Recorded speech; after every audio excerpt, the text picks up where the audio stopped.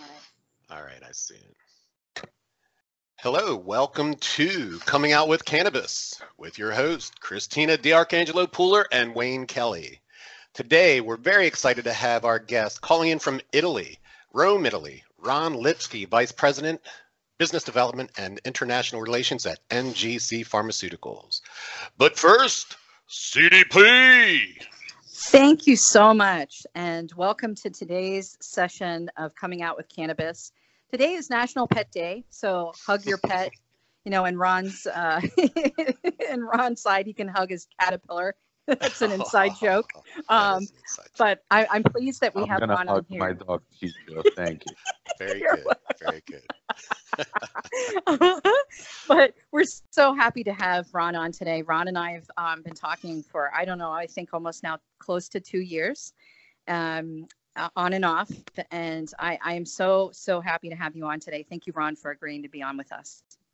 Yes, absolutely. Thank you very much for having me, guys.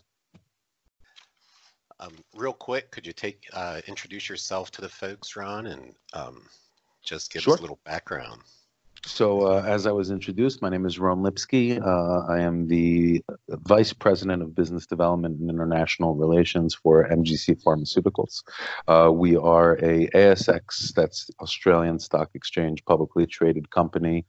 So we have operations based in the EU, but also reaching as far as Australia, North America, Asia, and various other regions. Our platform for this access is, let's call it trifold. We are MGC Pharma, which is a fully focused pharma company. We also, in the past, have been MGC Derma, which was a cosmetics company that we successfully launched and sold. And we also have MGC Nutraceuticals, which is a vertical that is very active in the EU.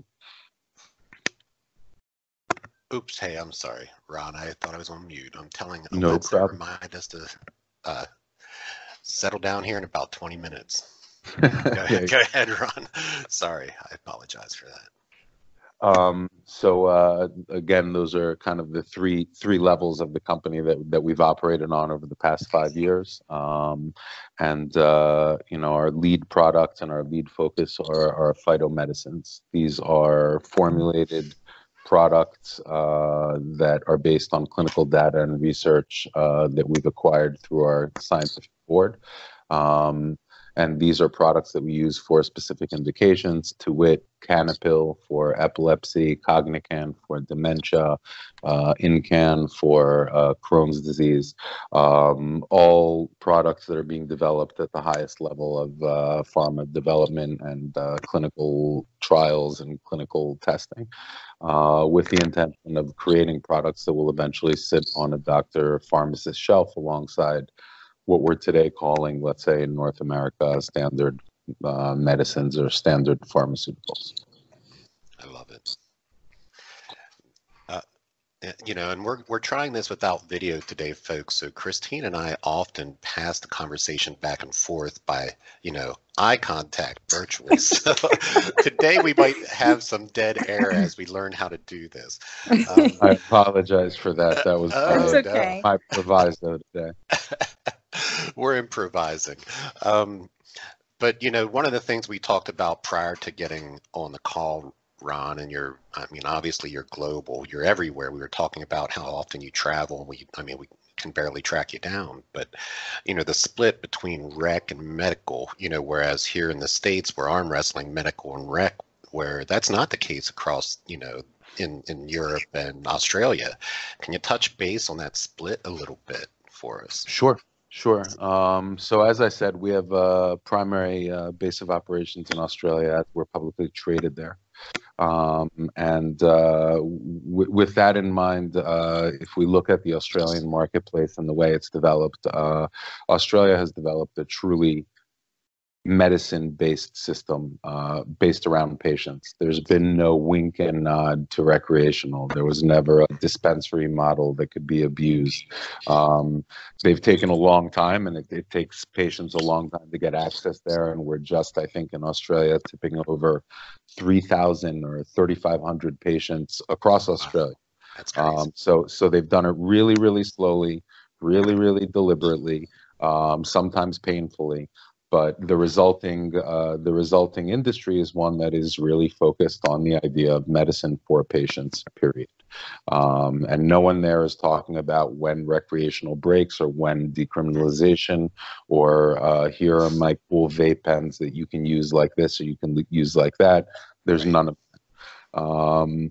And for us, that's been a very important kind of testing ground. It's been very important to learn how to deal with a regulatory environment like that.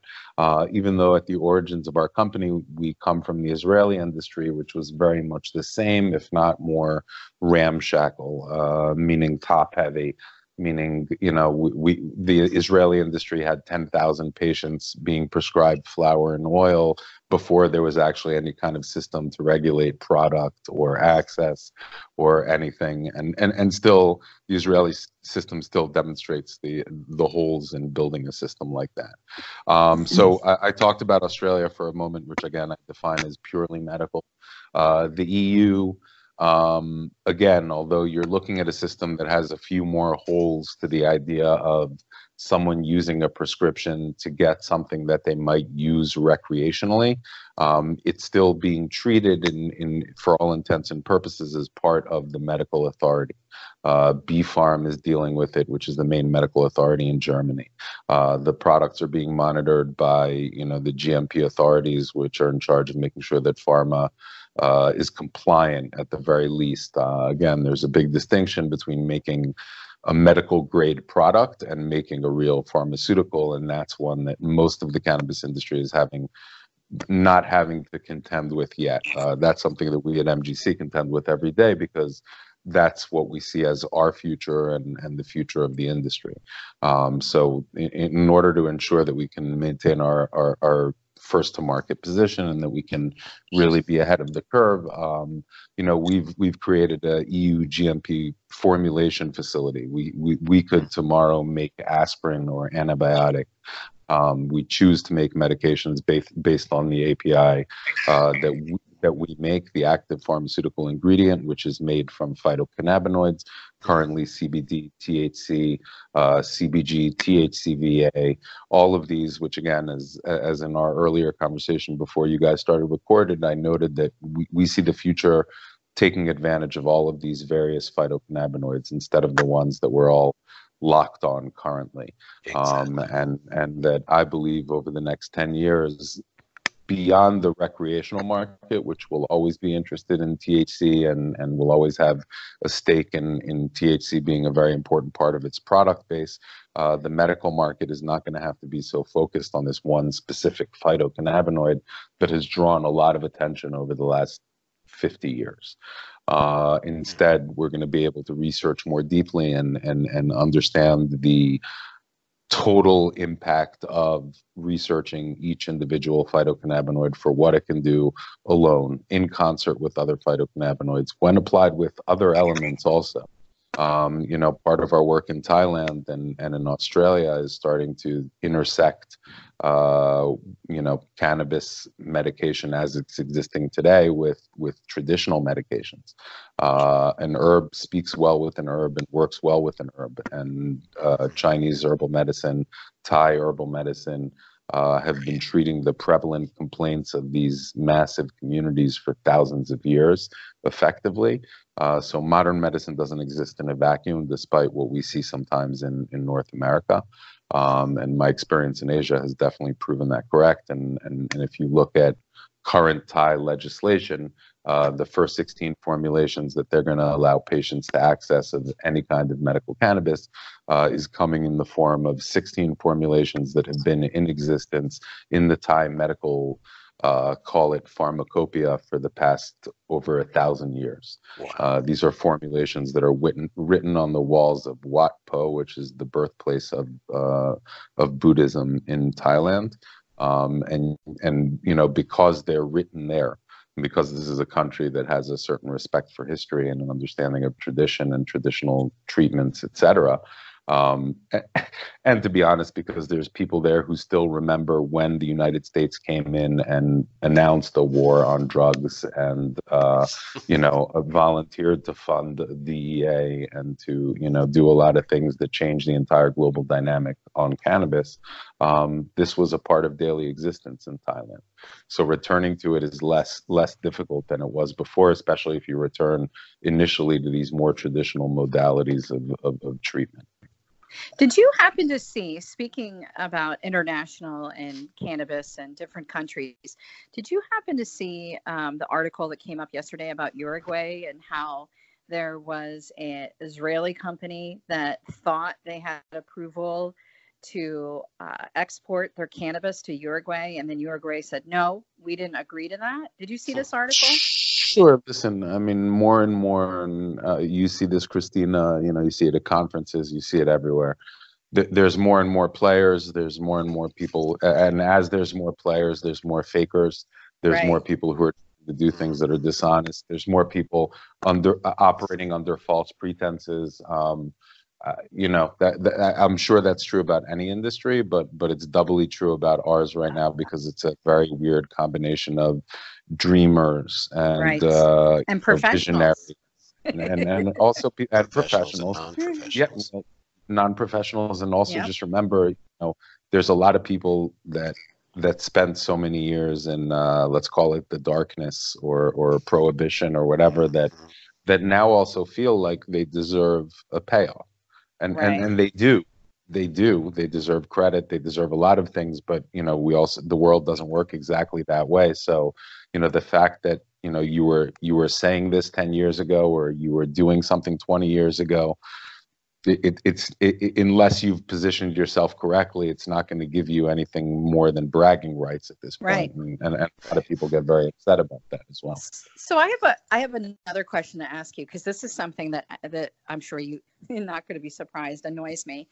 But one of the things that we see in the U.S. with respect to individuals who have gotten into this industry, whether, like you mentioned, whether they were dreamers, visionaries, non-professionals, professionals, people just hopping in, to ride the train. How do you feel about people who will coin themselves this certain type of nickname? So like the king of cannabis, the queen of cannabis. How do you feel about that? Probably the same way, and what I'm going to say might offend some people in the audience even, but it's the same way that I feel about the idea of master grower. Mm-hmm.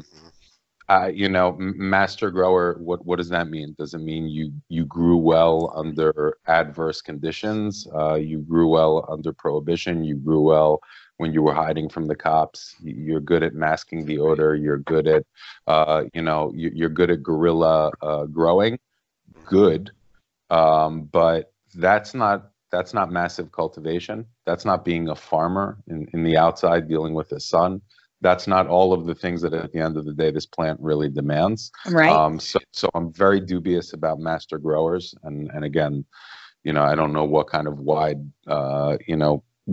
base of listeners you have, but a lot of people could be offended. I just think it's a different role. It needs to be defined as a different role, and I think of a lot of people that have over the past 5 years gotten themselves master grower positions.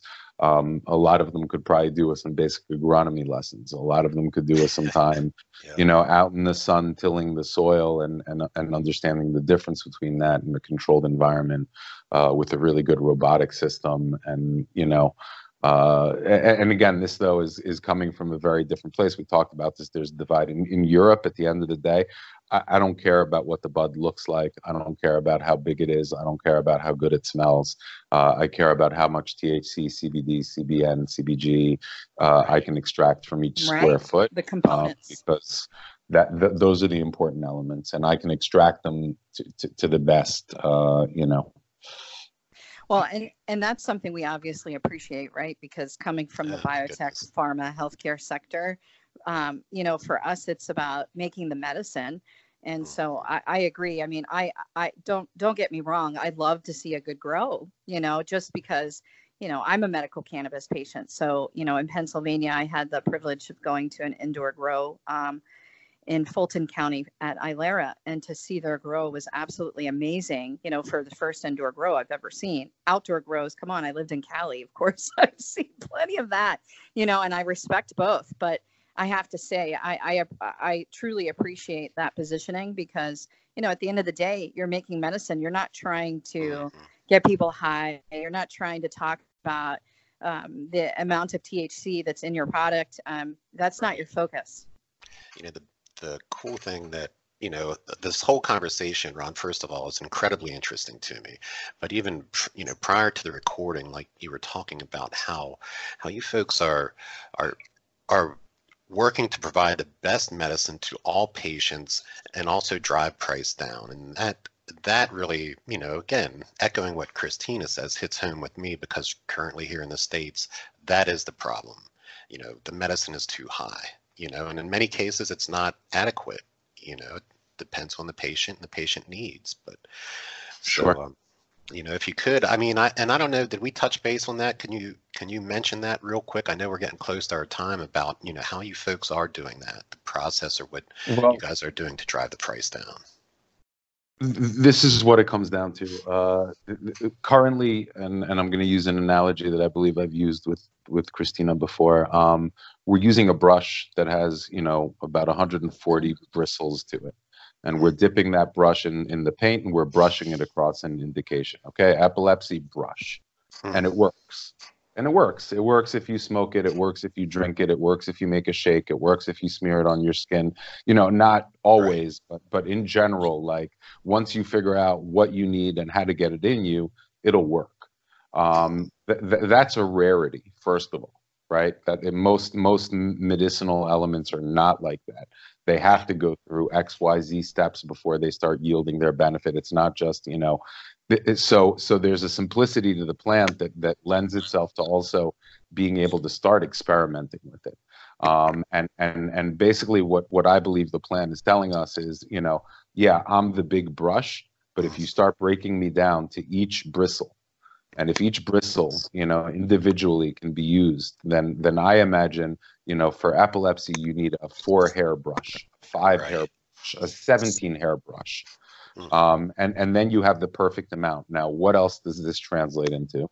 Savings. It's less. Right. It means that you're going to need less of everything to get into your system in order to effectively impact your system, and in order to bring your endocannabinoid system back to the balance point that puts you at, let's call it, peak healthfulness. Well, can we pick on Epidiolex for a second, and the fact that there's so much you have to take in order for you to see some effect as a patient? Eventually your body's just going to max out. Exactly. And you're going to be sick. Like, there's cannabis poisoning. I mean, not to scare people, but there's a lot of reports now coming out about this, about people taxing their endocannabinoid system with too much cannabis, and then they become poisoned by it, where, you know, they spend a couple of days in the hospital or whatever. And so that, you know, that's what we're seeing with Epidiolex. Now that it's being, you know, patients are actually buying the product, now that it's been FDA approved here in the States, we're starting to see patients starting to come off the drug now because of lack of efficacy and the cost. I'm not surprised. And you know, I don't want to go. I'm not here to talk about the competition in any way, but, you know, again, this is the problem with building a pipeline around the product that you can't change, you can't adjust, and that's basically what happened 3 years ago with their products, because they decided to focus on the FDA, who was very rigid and slow. You know, and it's a very expensive process, and so, you know, if they had a little bit more time, maybe their product would be better. Maybe if they understood their product differently, it would be better also. There's nothing like creating an environment of knowledge, you know, and they were operating in a certain amount of vacuum of knowledge, and just taking a supposition and applying it to, you know, a little bit of modern pharma, and trying to get the result kind of approved quickly. Again, that they also hoped they would be approved 2 years ago, because they knew that this boom was coming. And if they had been approved 2 years ago, then, you know, it's just a different balance. There would have been less people that were on alternative products already.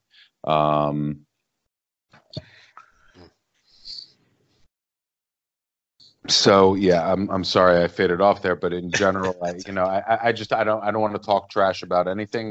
Yeah. Absolutely. No, There's a and I product, I wasn't but it's starting down not that as good as it path. I could be. just right. That's what I'm saying. Like here we have this. We got an FDA approval. Thank goodness. We have something now in the U.S. A new one, that got approved, but there's still reform that needs to occur with drug development specifically. Mhm. I think with medical cannabis and/or CBD. Absolutely. Right. The bottom Absolutely. line This is, is eventually it needs to become a medicine. A medicine right. looks really different. Well, that's what I was just going to say. The bottom line is, research. More research is needed, and hopefully we can help lead that charge. But guys, I think we're getting close. In fact, I expect her to tell me to start wrapping it up here very soon. I wouldn't trust Alexa to tell you anything. You should ask the doodle. Ask the doodle to help you with that. Add Frankie the doodle to remind us. Yeah, That's right. That's right. Hey, each of us have our dogs here on National or International Pet Day. We'll call it International. So we're all, pet owners and lovers. I mean, my pet is Daisy. My primary, my second is Lily. So, they're not in the office right now, so that's good. That's good for me. Heck, But That's- Christina, and oh, we've even given our pets CBD for certain Oh, yeah. things that have happened to them, like where they get injured Mm, and it mm, works, they have anxiety. That helps. Oh my goodness. Yeah, I think we talked about this Huge before. market. Yeah, Oh it's my a huge goodness. market. And listen, I mean, pets at the end of their lives, coming back, bouncing back, being more present, being more cognizant, without a doubt. I've seen it myself. Very nice. Absolutely. Oh, let's go ahead and wrap it up. I think we are about that time. And Christina, you want to take us out of here? Yes, thank you. Thank you so much. Thank you, Ron, for joining us today. I wasn't trying to be too controversial bringing up Epidiolex, but that's the only thing we can talk about right now in the U.S., really. As new drugs are emerging, some of the companies that are starting down the IND pathway, which we all know is not an easy one, but we actually plan on going to the FDA hearings at the end of May, so that we are able to voice our opinion with respect to how we believe clinical research should happen in the CBD and medical cannabis space, as far as accelerated approvals for patient populations with unmet medical needs. So I think that this is a really nice prelude to international medical cannabis and CBD development by having Ron on today. So we're very grateful, and we'd love to have you back again as additional things develop. MGC is always moving and shaking. I love to see all the work you guys are It's a doing. big world out there. There's a lot going on. It truly is. It's an honor to be talking to you today, Ron. I mean, I've learned a lot just from our conversation today. I look forward to having you on again and, hopefully working with you in the future. Thanks very much, guys. Have a great morning. Go over there.